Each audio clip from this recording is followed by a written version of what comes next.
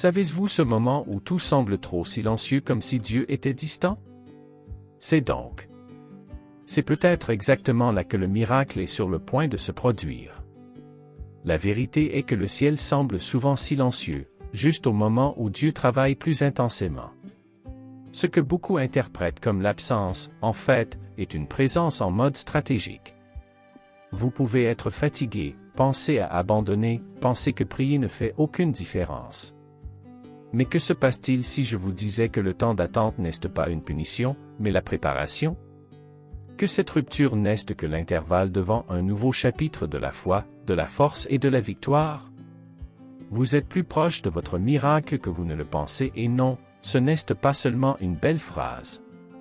C'est une réalité pour ceux qui décident de continuer à faire confiance, même sans tout comprendre. Dans ce contenu, nous marcherons avec des vérités spirituelles qui peuvent raviver votre espoir, renforcer votre confiance et montrer que oui, il y a un but dans le processus. Continuez ici et vous découvrirez pourquoi ce moment peut être exactement ce que Dieu utilise pour vous conduire à votre plus grande réussite.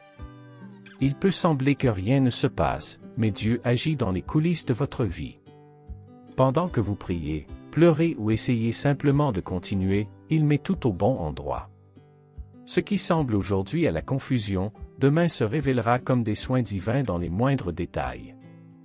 Les tempêtes auxquelles vous faites face ne viennent pas vous détruire, mais pour vous préparer. C'est comme un nettoyage qui gâche avant de s'organiser. Dieu autorise certaines luttes parce que vous savez à quel point, plus sage, prêt à recevoir ce qu'il a préparé pour vous. Parfois, nous ne voyons que la preuve, mais Dieu voit déjà la victoire. Et même si vous ne réalisez pas, il chuchote dans votre esprit calme, « Je suis ici ». La force que vous ressentez pour vous lever tous les jours? C'est déjà une réponse à la prière que vous avez faite à ce moment-là où vous pensiez qu'il n'y avait aucun moyen de sortir. Pensez à une graine. Il est placé dans l'obscurité de la terre, sans lumière, sans applaudissements, sans public. Mais là, en silence, en cachant, elle crée des racines. Donc, vous, ce qui semble stagnation, c'est en fait une croissance invisible. Dieu renforce la base de la récolte abondante. Les exercices de foi en attente. Il est facile de faire confiance lorsque tout circule, mais le véritable test est quand rien ne se passe. Et pourtant, vous continuez à faire confiance, à prier, à croire. C'est dans ce genre d'attente que les plus grandes victoires naissent parce que ceux qui apprennent à attendre, apprennent également à gagner. Quand Dieu est silencieux, ce n'est pas parce qu'il est parti. C'est parce qu'il enseigne quelque chose de précieux, de faire confiance même sans écouter. Le silence de Dieu n'est pas un mépris, c'est la direction. Il utilise le silence pour nous sortir du bruit du monde et nous emmener dans un lieu d'intimité et d'écoute intérieure. Rappelez-vous les Israélites qui marchent autour de Jéricho? 7 jours en silence, obéissant juste à ne pas comprendre beaucoup. Mais le 7e jour, au son du cri, les murs sont tombés. Dieu agit et travaille donc dans le caché et agit de façon surprenante. Le but peut être caché dans le silence que vous remettez tellement. Vous voulez entendre Dieu plus clairement? Faites taire vos pensées, ralentissez, respirez profondément. La prière n'est pas seulement de parler, c'est aussi savoir comment écouter. Parfois, la paix que vous recherchez n'est pas dans la réponse, mais en présence. Et il se manifeste plus fortement en silence que en 1000 mots. Faire confiance quand tout se passe bien est simple. Mais faites confiance quand le ciel est fermé et que Dieu semble silencieux? C'est là que vit la vraie foi. La confiance se révèle lorsque vous choisissez de croire, même sans voir, même sans comprendre. C'est un pas dans l'obscurité. Mais donnez main dans la main avec Dieu. Jésus, face aux accusations, était silencieux. Il savait que son Père contrôlait, même lorsque tout semblait injuste. Parfois, nous devons faire de même, appeler les réponses, les justifications et laisser Dieu se battre pour nous. Comme Exodus le dit le chapitre 14 et le verset 14, le Seigneur se battra pour vous, soyez juste silencieux. Ce calme n'est pas la passivité, c'est une confiance active. Il se repose dans le temps de Dieu, sachant qu'il n'a pas perdu le contrôle de l'histoire.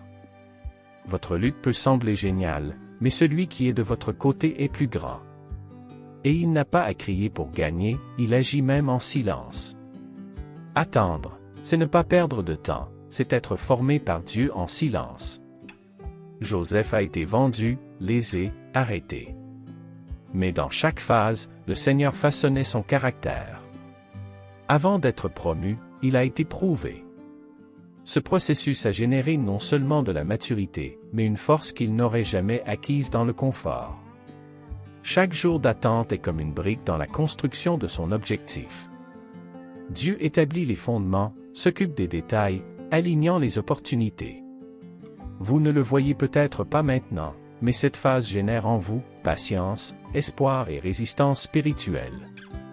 Tout cela a une valeur éternelle. La prochaine fois que vous pensez que c'est toujours, rappelez-vous que même le bambou chinois passe des années sans grandir visiblement, puis tire à la hauteur. Votre voyage a également cette période de racine. La croissance se produit d'abord à l'intérieur, où personne ne voit, puis s'épanouir où tout le monde verra la victoire. Il y a des jours où nous nous réveillons sans la force de sortir du lit et tout va bien. Parce que la force qui soutient votre vie ne concerne pas seulement vous. Philippiens le chapitre 4 et le verset 13 dit « Je peux toutes choses dans celui qui me renforce ». Ce n'est pas ce que vous pouvez faire, c'est qui est avec vous. Daniel a été jeté dans la fosse des lions et les 3 jeunes du four à feu. Humainement, c'était la fin. Mais Dieu était là, présent, soutenant, protectrice. Ce qui semblait de la tragédie est devenu un témoignage. Le même Dieu qui a été avec eux est avec vous en ce moment, dans cette épreuve. Lorsque vous sentez que vous ne pouvez plus le supporter, respirez et rappelez-vous, vous n'avez pas à vous gagner. Priez, demandez de l'aide, évacuez-vous avec Dieu. Il renouvelle, soulève et porte même sur ses genoux si nécessaire. Votre victoire ne proviendra pas de vos propres capacités, mais du Dieu qui ne manque jamais. Au milieu de la ruée de la vie, Jésus fait une invitation qui semble simple, mais c'est profond. Venez à moi tous ceux qui sont fatigués et surchargés, et je leur donnerai le repos. Matthieu chapitre 11 et versets 28 à 30. Ce repos n'est pas physique, n'est que pour l'âme, à l'esprit, au cœur agité. Il ne promet pas une vie sans problème, mais garantit que le fardeau sera léger. Savez-vous pourquoi? Parce qu'il marche avec vous, vous aide à porter le poids. La paix qu'il donne ne dépend pas des circonstances, mais de sa présence. C'est le genre de soulagement que le monde ne peut pas offrir. Lorsque tout se pèse, n'oubliez pas que vous avez la permission divine de vous reposer. Ce n'est pas une faiblesse, c'est la sagesse. Prenez du temps avec Dieu, marchez, lisez un psaume, respirez profondément. Ce repos peut être ce que vous manquez pour que vous puissiez voir plus clairement le but de cette phase. Il peut sembler que cela prend, mais les promesses de Dieu n'expirent pas. Jérémie chapitre 29 et verset 11 nous rappelle « Je connais les plans que j'ai pour vous. Plans de paix, pas mal, pour leur donner un avenir et un espoir. » Si Dieu parlait, il accomplira. Ni le temps ni les circonstances ne le changent.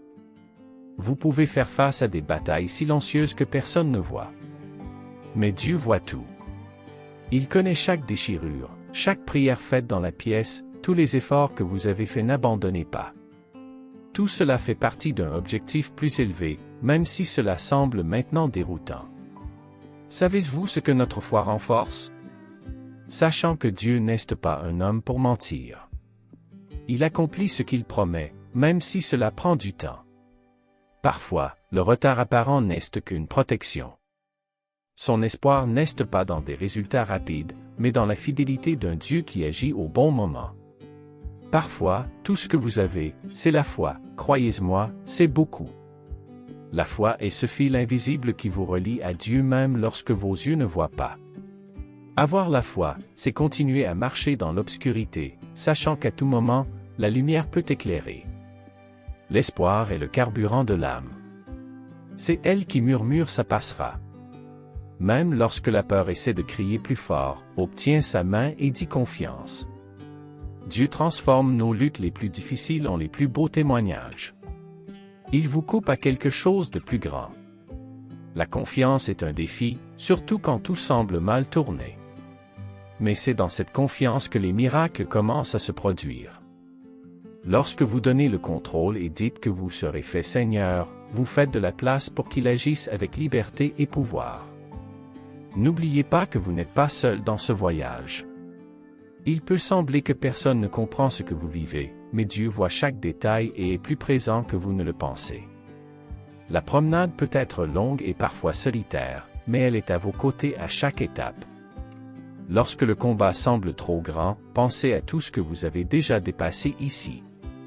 Chaque obstacle, chaque défi, a été une victoire de la foi, une opportunité de croissance. Partagez ce message avec qui vous savez que vous avez besoin d'espoir et d'encouragement, car vous n'êtes pas la seule personne à passer par ce processus. Et rappelez-vous, Dieu a un bon plan pour votre vie. Ses promesses sont fidèles, et la victoire est certaine pour ceux qui continuent de faire confiance, croyantes et n'abandonnent pas maintenant. Maintenant que vous avez traversé ce voyage de réflexion et de foi, que ferez-vous avec tout ce que vous avez appris? L'attente peut être difficile, mais même dans les moments les plus difficiles, il y a quelque chose de puissant que vous pouvez faire. 1. Pratiquez le silence. Prenez un temps quotidien pour se taire, sans distraction. Utilisez ce moment pour prier et entendre la voix de Dieu, sans hâte ni pression. Cela renforcera votre confiance et vous aidera à réaliser les petites réponses qu'il vous donne. 2. Faites une liste de remerciements même dans les heures d'essai. Notez au moins 3 choses que vous pouvez remercier. Cela aide à cultiver l'espoir et vous rappelle les promesses de Dieu, vous aidant à voir le côté positif de la situation. 3. Priez quotidiennement. Si vous n'avez pas encore l'habitude, commencez par 5 minutes de prière chaque jour. Parlez à Dieu, faites vos préoccupations et demandez vos conseils. Dieu écoute nos prières et agit en son temps. 4. Trouvez un soutien et partagez avec quelqu'un de faire confiance à ce que vous vivez. Parfois, le simple fait de diviser le poids apporte un sentiment de soulagement. Ensemble, vous pouvez vous appuyer sur la prière et grandir dans la foi. 5. Faites confiance au jour de Dieu. Si vous sentez que vous êtes dans une période d'attente, rappelez-vous, Dieu travaille. Continuez à faire ce qui est bien, en faisant confiance qu'il prépare quelque chose de plus grand pour vous. Ne vous dépêchez pas, mais permettez-vous de grandir pendant le voyage. Dieu a un bon plan pour votre vie et il ne vous laissera pas sur la route. Tout ce dont vous avez besoin est de continuer à croire, à attendre et à faire confiance à votre fidélité.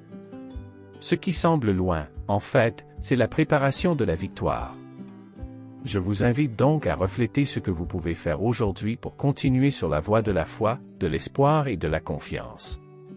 Si vous êtes prêt à embrasser ce que Dieu a préparé, abonnez-vous à la chaîne et activez les notifications à plus de contenu comme celui-ci. Nous sommes ensemble dans ce voyage et votre victoire est juste.